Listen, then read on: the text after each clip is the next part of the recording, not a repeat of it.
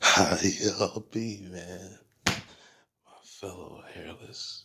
Mix of the Blue Sea is me. We back. Yo. Yo. Hey, look. Yup. Let's just get into it, man. Contain the hype. Keep it concise. Chapter 1039. The main attraction, right? Couple of little word plays in there that we didn't know about prior, but I like that. I like that chapter name. Um, I like them. I like the names where it doesn't really give away much, where you know what's going on, but it's like, okay, that's pretty cool. And then we open up in the sky. Now, I hadn't really thought about this prior, but Kaido has to notice that they're not getting closer to the flower capital anymore.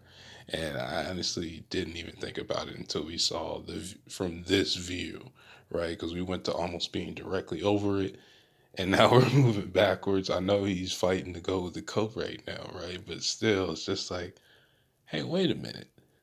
We're not in the same spot, as we were before.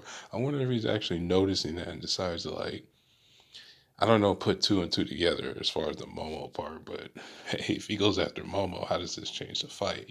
Not like he's going to run from Luffy, but at the same time, again, like I've talked about before, he cares more about protecting his plans than himself. So the situation with Onigashima not being where it's at, I don't know. I don't know why I didn't think about that before. But it's just like, hey, well, how come he's not? Maybe he's noticed. You know what I mean? And then the obvious thing with Zunisha, which we kind of knew was coming, right? Um, I wonder how it affects Kaido too, because we knew he had to know about Zoe because he sent Jack after Raizo, but we never really talked about any interactions between, the king of beasts himself. Oh no, my man, what? One Club Kaido, man, because it's one and you're done, son. He may have some reaction to Zanisha. Maybe not in the same way as a Momo or a Luffy. Still not, because we're still unsure of the whole Joy Boy theme behind him and what's going on with that. Because we still haven't got far in deep in his backstory at all yet. Just the part that involves King, right, and a little bit of your Yamagoat. So that was something I thought about. Like, maybe he has an interaction with Zanisha where I don't know, because it's like he has to have been aware, because even Law was aware of Zoe before they arrived at Zoe. He was aware of its existence, whether that be directly just through Beppo himself or whatever. He was still aware of the existence of Zoe, which may not be something that a lot of people, even in the informed communities, may not be aware that something like Joe exists. So it does change some things, right? But yeah, that was just interesting, right? Because I don't know, I don't know. It's just something I thought about. But anyway, let's get to the meat and potatoes time, man. Because we seen last chapter, Big Mama who got by. You mess with the bull, you get the horns, right? That old saying. But the panel, I thought about Tony Hawk, man, and we all the way back. I think it was Tony Hawk 2, where they had that one map with the bulls on it. Like you was in a little Olay ring and it'd be like, Olay! Like that's what I thought about, and they had the bull would be running around in a circle, and if you got hit by the bull, he would just smack into you. I don't know why I didn't think about that last chapter, but seeing that panel, I just heard the Olay part in my head, and I was like, "Where's that coming from?" Like, oh, Tony Hawk Pro Skater, that's where it's coming from, man. I'm getting up there. I'm all said, I'm a few years behind LeBron, but anyway, yeah, that panel looked kind of dope because like how it was depicted last week with Kid, it was just like whatever, but you could see it better like in this chapter with him standing on top of the bull. He looked cooler, not just because of what he did at the end, but he looked cooler to me this chapter than he did previously, right? He's had his moments, but y'all already know how I feel about kids. Just with Big Mom, it's just a bad matchup from him until we started utilizing the weirder parts of his ability, which we saw at the end of the chapter. That's what he was going to need because physical damage against Big Mom and Kaido, if that's all you have, especially when you're lacking in hockey and you can't do anything with Koten, it wasn't gonna work out. And Law, like I've been saying for what, almost a year and a half now, it just made more sense because he's weird like her with his paramecia ability. So, um, you know, it's just nothing on Kid. Again, it's just bad matchup. And here's the thing, right? Law's like, yo, I hear what people say in the street sometimes, man. You're not finna steal my shine, bro. I come in with the flashy moves, and then here you come with animal crackers. You know what I mean? And Beast Wars Transformers. You're not finna outshine me like that. I already got the drip. I always look cool because of how I hold my sword, man. I'm Trafalgar D. Walter Law, right? You know, like Luffy is the phenom from Flusha, right? Okay, well, Law's the phenom from Flevins. Nothing changes, man. That dude's backstory is hard. He's one of the hardest characters in the series. You already know my bias, right? At all times, 24/7, 365, 366 on leap years, is always the senpai of the Santo Ryu, man, hailing in from Shimosuke Village. But right after that, right, when we talk about non-Straw Hat characters, obviously, Zoro and Law is how I got into the series in the first place. So there's a bias there with me with Law. You already know I talk about it. I mean, I keep it reasonable, but Law's that dude, man. He's just that guy, and we seen this chapter why, right? We just seen everything that I thought he should be able to do, we end up seeing. But let's just get into that, because they having a little back and forth supernova type arguments.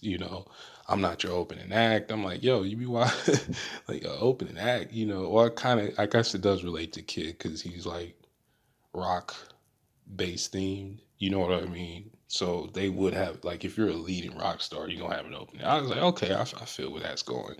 And during the argument, he's like, "Yo, I got a trump card." I'm like, "Oh, see, kid barely just downloaded Master Duel, and he already has Max C, and that's a whole different discussion, right? I just triggered a whole bunch of people just for even mentioning Max C, right? Max C and Ash, like even he know, oh, I gotta have trump cards, man.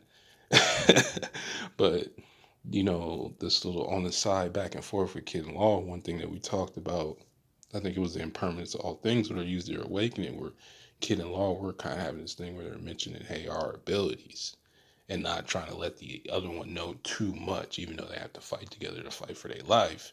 They still know later on we're gonna have to see each other at some point, right? So it was just funny what Kid said because the Law's mocking them just like we do. Like I was talking about turning into different animals, like as ZFB put it.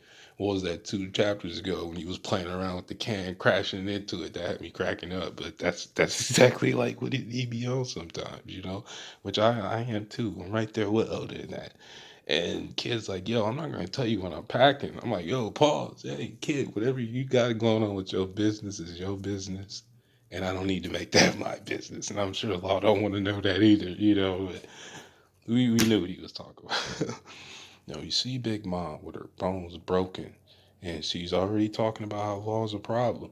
And we said this before, right? And then it's pretty obvious. It's made to be this way, and Big Mom healing herself, quote unquote, is a problem. Because one, this is something we talked about with her abilities, right? The soul no me, the soul fruit, and how broken it could be. Law's abilities is known to be related to immortality, but the Big Mom's fruit should be too, to a degree, because the way like life or tree works, being able to see how much lifespan somebody has to know how much to take, right? Part of her awakening, the blobs that collect the IRS soul tax back in Whole Cake Island, which they're probably still doing right now, right? These are things that kind of even break the logic of the series to an extent, but not really because of a character like Brooke. Those abilities are similar, right? And Big Mom is similar to Kuma and Law and Sugar. Like we repeat, once a month because this conversation comes up with these abilities that are not tangible, right? They don't. It's not like a Luffy where you can tangibly see what his ability is, with the exception of Gear Second or something like that, right? You can see what he's doing. These characters, you have no idea, and they make them dangerous on a different level because of that, regardless of your strength. Like, even if Big Mom was just a supernova level as far as strength is concerned, her ability would still be an issue because at any time you don't know what she does. How do you counter what you don't know about? But like I was saying with the immortality thing, it could be possible where you could recycle souls. Like we see her collect souls and she has to charge, she has to consume souls like a secondary food in a sense, right? But there's nothing that really says like how long that keeps Big Mom alive herself. You know, if given her age is not really that crazy for One Piece terms, but if her ability just seems like one like if you don't die by natural causes and you master or you don't die in a fight, if you master the ability of the Sword of Sorrow, you should be able to live almost indefinitely, right? Or in the other part of like Law's ability, and it always gets overlooked that Dofi talked about that wasn't the immortality, you know, the age of surgery. I was in my head, my brain kept wanting to say immortal technique, like the rapper, you know what I mean? But the technique, immortal surgery, however you want to word that. That's why I was having a tongue twister there. But Big Mom just seems like we don't know the conversion rate on souls. We don't know the difference between using soul or lifespan because those words have been interchanged since Big Mom's introduction with her ability. So sometimes it's kind of hard to really tell. But based on how she functions, sometimes it just seems like Big Mom technically could have been lived infinitely, like Mother Caramel could have, but she wasn't a fighter, so she wasn't trying to like be one with the fruit or master her ability, right? She was just trying to get paper by, some of the worst means ever, right? Manipulating children and all that crazy stuff that she was doing through the government, right? Um, that's kind of what I was thinking about. I was like, man, that'd be crazy if Big Mom could might have something like laws where she could just. So seeing her heal herself just makes me think that well, it's possible that even with this attack that we get to, there's what she's doing is similar to Sonati. It's like, hey, do you do you want the clones to use Susanoo too? At this point, when it comes to healing yourself, or you should just be out the fight, but maybe not because her ability is so broken, not just because of her durability, which has been compromised by Law's ability when he uses Bankai or whatever else, right? That's kind of like that's what my area of thinking is for the time being, right? And then Law might be lying when he tells Kid, because remember this back and forth and concealing your hand, even though you got to fight with everything you got. Law says this next attack is his last. He might be lying because we already seen him play dead. I've talked about that before. He's a strategist. This is up his sleeve. He's pen, and the way he's close to Kid kind of reminds me of the Mink. And I don't know why I never noticed this before, but sometimes with Law, he does this with different characters. He doesn't get face to face, but he does do that Garachu, lean in thing when he's talking to people sometimes. Kind of like how Beppo, Sachi, and Penguin, right? The Kung Fu thing, it never really dawned on me, but I'm like, I wonder if this is some thing having to do with Lao Ji. Like, they might have not met Lao Ji, but Lao was trained in martial arts too, right? And Lao Ji was on that Ginyu Force type of deal. And I'm like, I wonder if that's kind of like the idea and theme with him because Law is trained in artillery, shooting weapons. He's trained in medicine, obviously, hand to hand combat. Like, it doesn't seem that way because doesn't have the high physical damage, but he can fight at all ranges. Like Law is broken, like his ability is broken, but he himself is already busted. That's why Oda's constantly having to nerf that ability because it's already too crazy, right? If Law was the main character, the series would be over with already. Kind of like a kind of like we would have been.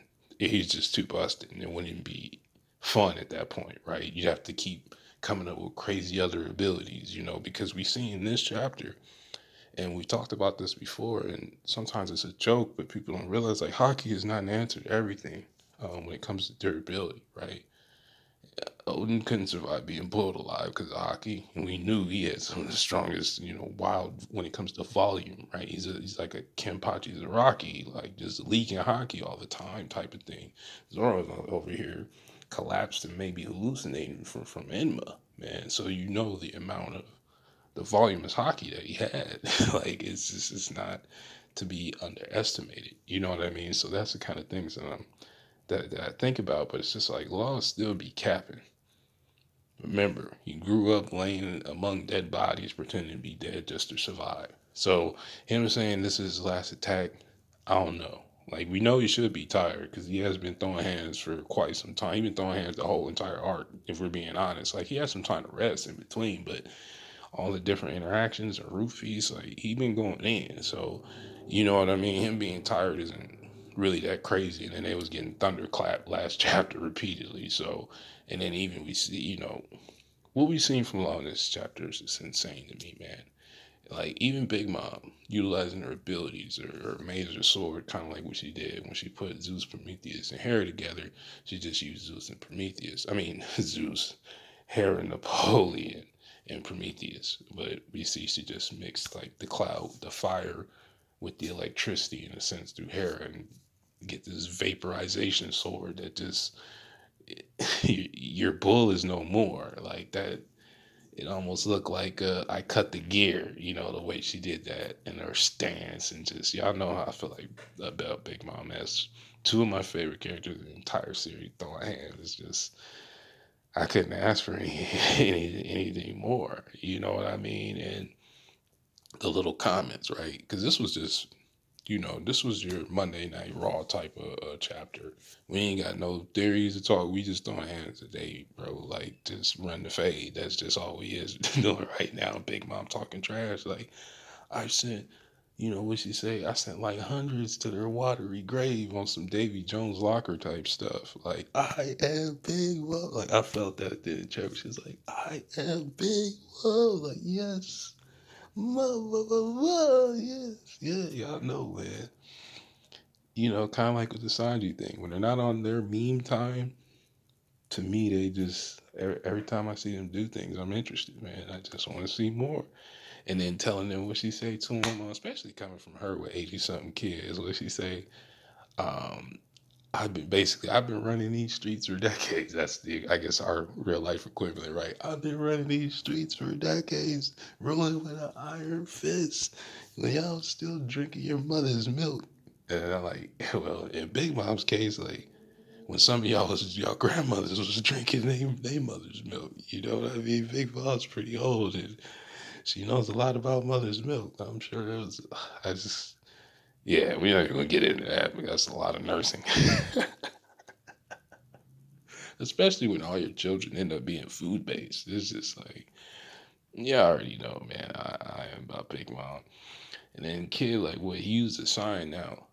I thought before, because of the way it was displayed, that Kid had to touch you, which, he is a physical brawler in a way. So I guess that's not as big a deal to him. But depending on what type of character you're dealing with, that is, you know, he already lost an arm, probably getting too close to somebody. We don't know who yet, but he lost an arm over that. And I can't imagine Kid just like trying to run up and just touch Blackbeard, you know what I mean, to use the sign.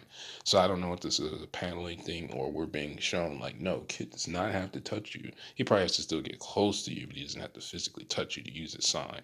And so if that's the case, I like that because it makes him a bit more broken, right? You being fair ain't gonna work. They already don't fight fair to begin with in the series. Like you need more than you need to just you got to be busted, man. You got to be a cheat code, man. You got to be you got to be Nikola Jokic out here. You got to be a cheat code. You know what I mean? It's just what it is. But that's just kind of the way I thought about it. So when you use a sign and Big Mom just straight up lift the whole tower, which that's not shocking but it's still dope to see because she's like, yo, I'm not trying to get hit with this. Like, I can't do this right now. You know what I mean? And especially after using more of her lifespan to heal herself, it's just probably not a good time to immediately take like a massive amount of damage. And she's still using her fruit ability all the time, too. So she might be an everlasting tank, physically speaking, but everybody has a limit, man. Like we've seen in the series, like, even Whitebeard had a limit. Roger had a limit. Everybody has a limit. So you can't just be. It's kind of like what Kid said. That wasn't Cap. Like, there's no such thing as invincible in this series, not yet, at least. But it's just not a thing. You know what I mean? So I like to see that. I didn't even understand how like she was already flying backwards, but then when she went to go lift the building, Napoleon was in her hand again. I mean, it looked dope. I just like, yo, when did you do that?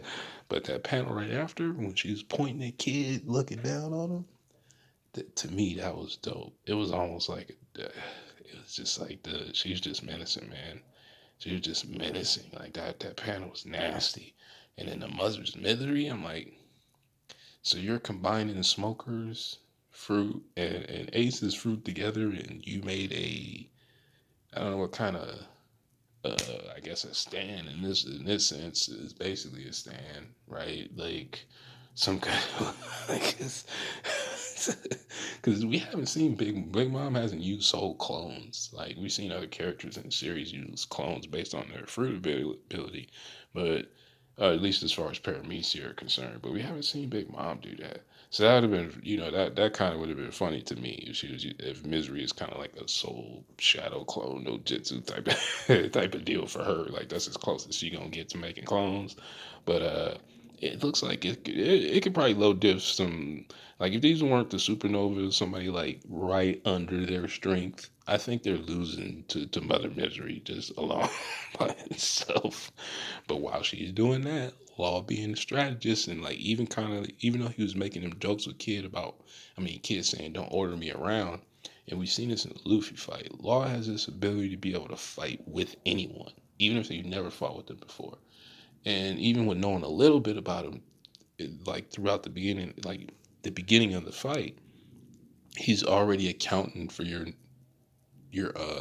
variance, right? Because even throughout this chapter, he's telling stuff to Kid, and even before, he was still setting things up. Similar to like he told Luffy, like, I'm gonna see you after this fight, homie, for messing up these plans while I'm trying to wreck Dofi, right? But he knew Luffy would do something unpredictable because he kind of knows him at that point, right? Where it's just like he's accounting for other things, like he's being smart. He is he's not joking. I am the ultimate strategist, man. Everything in the series, like I say, is happening right now because of me. Bringing forward. Not wasn't because of me, but what happened after that was because of me. Shanks trusted me with Luffy. Why again? We talk about that sometimes. Don't know. You have your own ideas about that. But the man's just too smart and his fruit is too broken to be messing around with. Too. Where even Big Mom's like, yo, he's the problem. Kid, you're cool. You're cool, but you're not like you're doing stuff. But to Big Mom, this ability is harder to defend against, right? Until we see the end of the chapter. Because when she first got hit with tact, I'm like, if we get amnesia time, I'm gonna be that. This ain't the time for that. With Frankie and stuff like, okay, that's cool, but not. I ain't gonna pretend like I didn't think that when I first saw it. So when it didn't happen, I was very happy that that's not where we're going. Like I said, that's one of my favorite characters, but I don't like everything about her. And sometimes it's just there's a time and a place for that, right? So when that didn't happen, I was like, okay, we good. And then Law immediately jumps in the air. And you know what it reminded me of? And I try to watch it there once a month or once every couple months, but when Sasuke went after, that's my boy, man. I wasn't doing this obviously during the time of the Naruto days, but Killer B, that was the homie right there, boy. He put them boys on the set when we here to capture you. Oh, okay, I got something for you. You know what I mean? And the part with Law where it reminds me of is Hachibi Sasu, and he immediately just takes off running. He jumps in the air because he was going for the kill shot, and Sasuke had to get saved for the thousandth time. That's what that part reminded me of with Law because he didn't waste any time. He knew exactly when he was going to attack. He knew what type of attack. Like he knew, even though he's new with his awakening and all this, he still already has a plan, like on some Batman type stuff. And I enjoy characters like that because they're not going. Well, Batman's different because compared, in his verse, right, compared to for regular people, he's insanely already physically a beast. So it's kind of different. But Law, like he's not using Conqueror's coding or any advanced hockey with these attacks. Though with Shock Will or Willie, however it's pronounced, I do think we're going to see that later on in the series because there's just no way. Like Law clearly has hockey, right? Like so it wouldn't make any sense for because we've known that since he used mess on Smoker. Like at some point it's going to make a difference for him. So I kind of think that's where that's gonna go. Where Shock will he'll get internal damage and then wham! Like he may not get Conqueror's coating, but at least using something similar to Rio, but through a blade, right? Because if Swordsman can do it, Law's still a swordsman. He still uses a tool as a surgeon, and that panel was dope, man. Because when he came down with the sword, we see the croon when he the way he applies it, Attack on Titan, and he lands between Big Mom's. You can see his hands, and Oda's done this throughout the series with Law, where like when you can see his hands, he makes sure you can see that the tattoos are always visible with the death and the look on his face, and I'm like, yes, this is Trafalgar D. Waterlaw, man, the man who helped me get to the series. Let's go, man. So when I seen that part, and I'm like, okay, I didn't expect the sword extension to go all the way down to the land of Wano, literally from the sky, and in a physical manner. Because before it seemed like this was a ghost law, that coating that he puts over things with room. Like I don't know what's going on with here now, because he's straight Ichimaru again. I know everybody been saying that because it's true, man. It's Ichimaru again. Even like when you think about cutting the gear, that's like an Ichimaru again moment. I didn't expect this. I did not expect this, and I did not expect it to be able to do physical damage to the ground. Now, at first, I thought this was again, maybe because it was in my brain from the Sasuke Killer Bee thing, where that whole deal with using a sword as a ground and you're using electrical attack. But we see the rocks get physically damaged. Now, Big Mom gets up, like, well, she don't get up, but she doesn't. This isn't like something that one shots her. And then we see our boy, and y'all already know.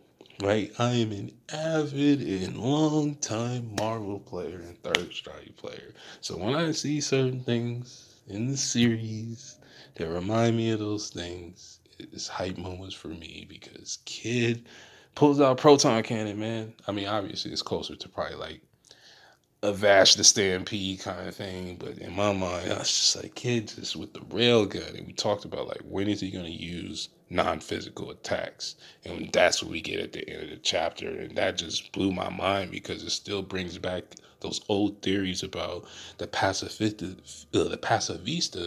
being powered by devil fruits. And then we see Kid charging, actually using his ability to charge something, kind of like with Kuma and Ursa Shock, right? He can collapse air into itself in a way like that's we won't even get into his fruit, but that's what he's doing. So it's just like, man, he's doing the extra stuff about magnetism that makes it broken, where Oda, no, he knew people were gonna be like, oh, okay, like, because he knows the jokes. That's why he had Law say what he said, like, oh, you gonna turn into a hippo or some other obscure animal. You know what I mean? Like he knows, so it's not like it's foreign to him what the perception would be. Like, you see it all the time in the jokes in the series, like the Zoro and Sanji stuff. Like, it's just funny.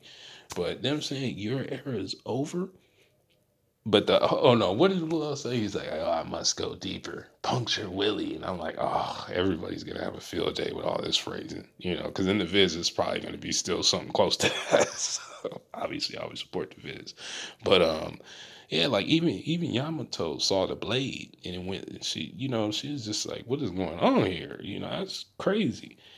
But Kid was watching, so I'm like, okay, well, Kid's clearly still paying attention to how Law is using his abilities, and we've seen this back and forth on the side where they are being reasonable. Where it's like, okay, my opponent knows that I'm capable of doing this. That's why I say, like, I think they both still have stuff that we're gonna see later in the series where it's gonna be like, yo, because the way he applies Kroom, to me, it looks the same way as when he uses Scan. So like we see this progression with Law using his abilities, but he still feels like his own character. And Luffy's the same way. That's the one thing I don't like in the series, where characters either get stronger or gain new abilities where they don't feel the same. Not because they're not written the same, but like there's a difference between getting better and then like, oh, I just fight different now. Like say Luffy all of a sudden is just invincible for no reason. He may fight different where it's not fun and he's not Luffy no more. So it's like with Law, he's getting this awakening, but he's still fighting the same. He's still strategic. He's not all of a sudden like he's done some bold things. Like 'cause he ran up on both the Yonko. He ran up on Kaido with the Gamma knife. So and then he's been hit by Thunder Bagua, like I talked about before, where he didn't get knocked out by that. So Law, even though his stamina is supposed to be whatever late night infomercial, but He had the endurance in Dressrosa, man. He had the endurance in Wano here now. So it's like it's enough to compete. Is it Luffy levels? No, because he doesn't have the go when he's not Luffy. They're different characters, and they behave differently. But like I said, for Law to be utilizing these, and that's the other thing I've been thinking about. To me, wouldn't it make sense if Law would specialize more in observation hockey? If you think about how we see him use room, and it's just like, yo, if the Law game's future sight, like that would be a Law thing to do, right? With future sight and how he's planning ahead and his fighting style, where it could be similar to Katakuri because he kind of fights in the mirror world too. If you think about how room functions, and I just had that thought. I'm like, whether he has conquers or not, who knows? It's it hasn't been confirmed yet, but it wouldn't surprise me for a lot of to have conquerors. But it just in one way it seems like he won't have it, but he still won't need it. You know what I mean? But that whole thing is it's just insane to me, man. The way his that Kroom is working right now, because it's room on the outside of his body, and from what it looks like, he hasn't used both simultaneously. Because I don't think maybe you can't, or he just hasn't figured out how yet. So that was the other thing I noticed too. I'm like, I didn't really pay attention to it the first time because he hadn't been really using room other than to move around. He was using it more on Roof Piece than he has in the fight with him and Kid versus Big Mamu. So I hadn't really thought about room itself, just him using the awakening part of it. And it almost makes me think that I wonder if like, because this is gonna sound, I won't say too crazy, right? They might, I still think they're talking about Toki's fruit, just because, again, we've talked about how that fruit exists in its own path that's almost untraceable.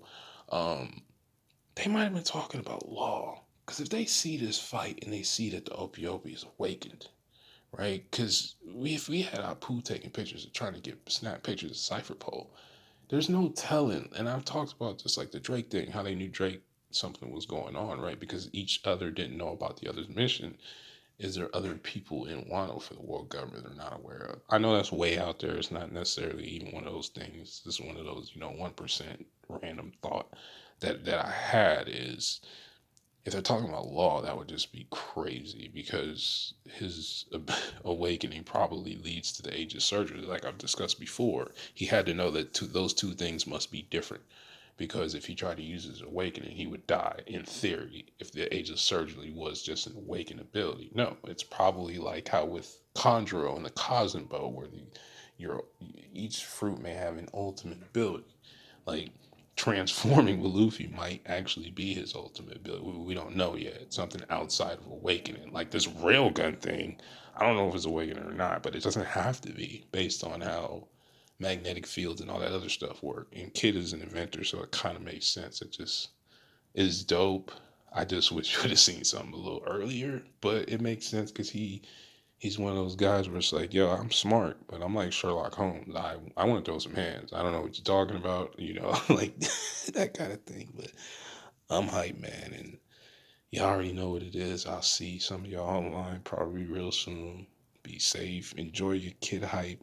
We'll be back here Tuesday probably for something new.